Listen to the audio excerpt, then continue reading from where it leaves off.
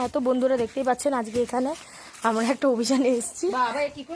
এই দেখুন, এইটা হচ্ছে কচু।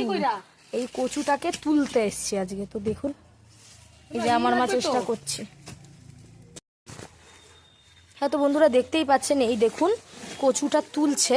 এই দেখুন, ছোট হয়েছে, খুব ছোট, মানে বেশি বড় না। আমরা যেরকম ভেবেছিলাম পাতা গাছপালা দেখে যে মানে কচুটা একটু বড় হবে, বাট না, সেরকম বড় না, একেবারেই ছোট কচুটা। বাট ঠিক আছে, তোলা যখন হয়ে গেছে তখন খেতে তো হবেই। এইটা দিয়ে বাটা বুটা করা হয়ে যাবে, বলো? বাটা করবো, হয়ে যাবে। হ্যাঁ, আমরা কয়েকজন আছি, বাটা হয়ে যাবে। ও মা, বলছি এইটুকু কচু? এটা তো ঘট কচু। ও আচ্ছা, আমি ভেবেছি ওই যে ওই লম্বা লম্বা কচুগুলো হয় না, ওগুলো বোধহয়। ঘট কচু। এই জন্যই এইটুকু তো না বন্ধুরা, এটা ঘট কচু। মানে কচুর এক এক ধরনের জাত হয়, তো একটা লম্বা টাইপের হয়, একটা এরকম ঘট টাইপেরই হয়। তো এইটা হচ্ছে সেই কচুটা। ঘট কচু।